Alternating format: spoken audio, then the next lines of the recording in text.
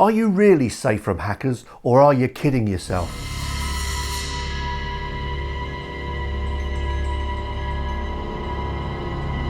The first thing I did was panic. What was I going to do? I wasn't too happy and I didn't know who to contact. In fact, I did have a few messages in my email inbox telling me to quickly contact at Team YouTube on Twitter.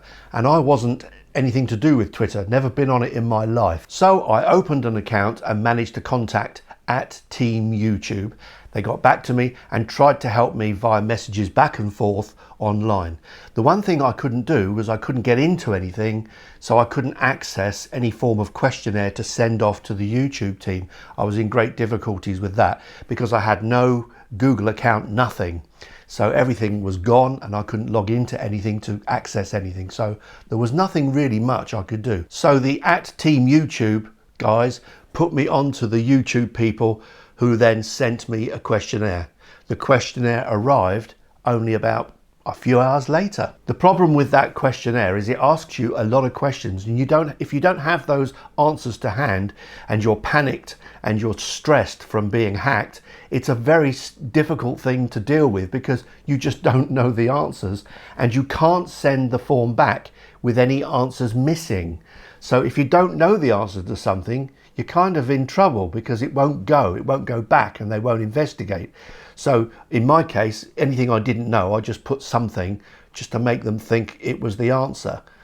And it actually, in the end, it did go. But that form is very stressful and there are certain things that you really do need to know in case you get hacked.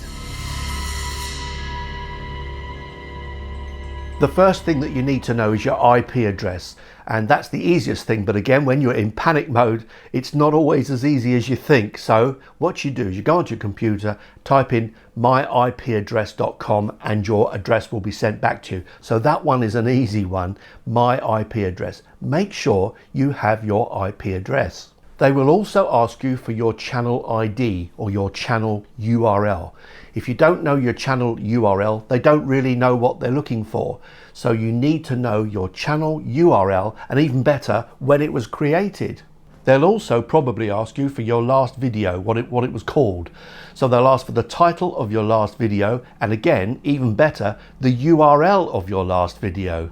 You will definitely need to know your Google account password. That's a very important one, and hopefully you must have that somewhere. Again, the panic mode takes over and you think, which one is it? Where is it? Blah, blah, blah, blah. And I've got 2 accounts. Which one is it? And oh, it's horrible. If you're monetized, you need to know your PUB number.